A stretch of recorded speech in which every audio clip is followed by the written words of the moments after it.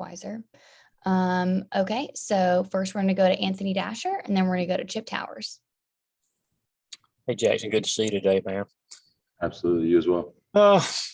Obviously, with the struggles, going on with the team right now, how are the players handling that? And when it comes to things like outside noise, which crops up every time a team, kind of goes through the doldrums like you are right now, I mean, is that tough to avoid, to ignore, that kind of thing? A team of our caliber, should have outside noise. It would be a bad thing if we didn't have outside noise. That's kind of my view on it. And, the way Coach Crean talks about, removing distractions from the game, not paying attention to social media, it kind of helps, I don't know, relieve the pressure. There's always pressure on us to win. And there's obviously not as much of that going on as we would like, but the pressure is there, and we just gotta get the job done. Thanks, man. Yeah, Jackson, if I could ask two questions, I ask them separately. One's just kind of dovetailing on that, but how bad do you guys want to win? It's not, you've led at the half, you've been competitive in every game, pretty much. So just, can you quantify just sort of how bad this team just wants to get over the hump? No, there's not a quantifiable measure for me to tell you how bad this team wants to win. We play harder than any team I've ever seen. The guys compete every single day. We practice hard every single day. We want to win.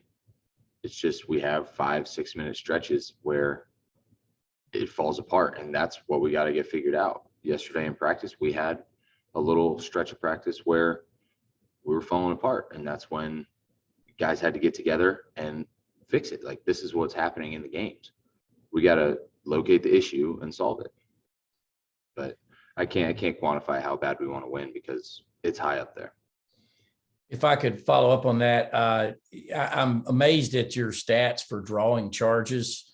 And everybody knows you do it, but when you see them in black and white, the number of them and all that kind of stuff, obviously this is an expertise of yours, but I was wondering if you could share an anecdote about that. And you take some collisions there. Do you have a memory of probably the biggest hit that you took? What's been the worst part of drawing the number of charges you do? So since about my freshman year of high school, I've had scars on my back from constantly taking charges. And so I'd say probably the funniest story this year was my little brother. He's a junior at Etowah High School, and he had played the night we played Georgia Tech. And I asked him how many points he had and all this stuff, and he had 5 charges that night. He took 5 charges in one game. Wow. And so he challenged me to beat him, and I ended up drawing 3 that night. So he was giving me some crap after the game for not being able to beat him in charges, and that's what kind of fuels our family fire. It's not all about the points. It's how you affect the game, and charges is one of the biggest keys in the basketball game that never shows up on a stat sheet. And that's what my dad's always preached to me, and he's been the fuel to the fire. Thank you.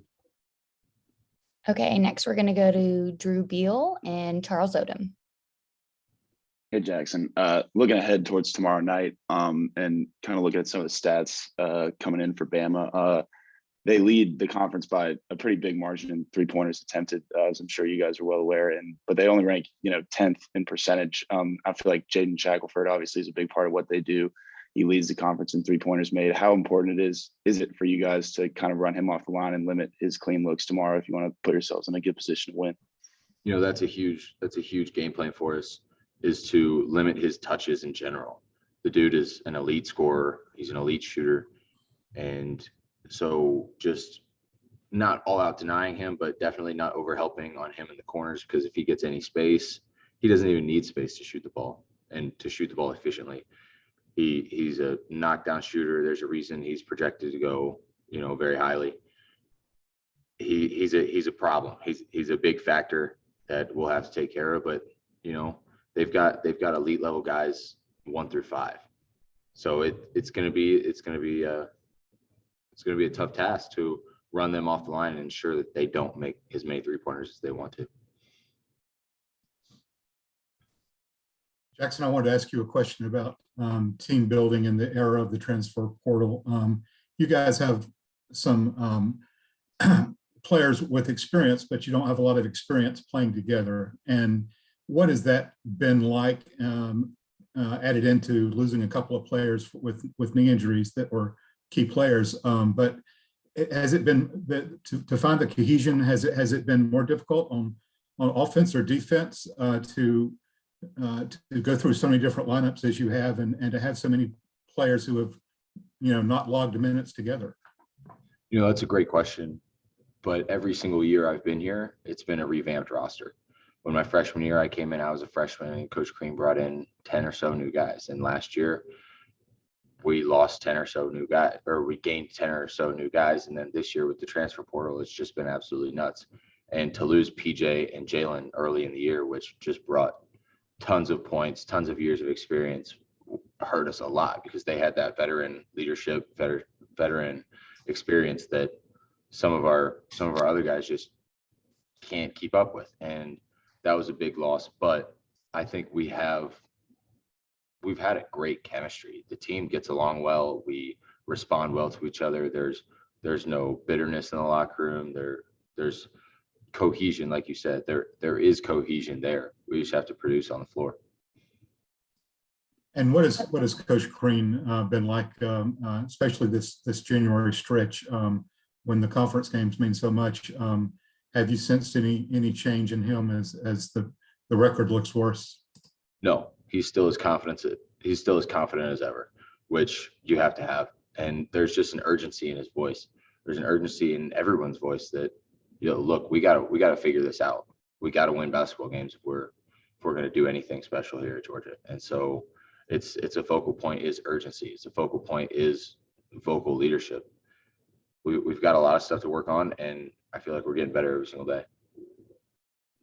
Okay, next we're going to go to Mark Weiser, and then we're going to finish off with Mark Bradley.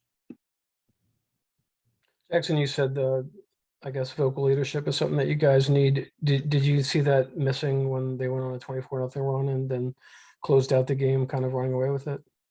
That was a point of conversation after the game, was when other teams are going on runs, we're missing that talk. We're missing that vocal communication on the court. And you can point at somebody and you can point at a defender, but that does nothing when the crowd is jumping like it was at Auburn, or when another team's going on a run. Their crowd impacts the game more than anything. And that's just something we've got to pick up, and we've done a better job this week of practice figuring that out. And what can this team do to be a better defensive team? Stay together. We have high IQ basketball players, but sometimes during a stretch we kind of lose awareness. We think more about offense than we do defense, and it's all about one stop at a time when another team's making a run. You're not going to want to trade buckets on the road. You got to get stops. You got to stay together. And that's what I've been preaching the last few weeks, is just stay together, guys. We can't do anything by ourselves. Stay as a unit. I have no questions. Thank you. Okay, perfect.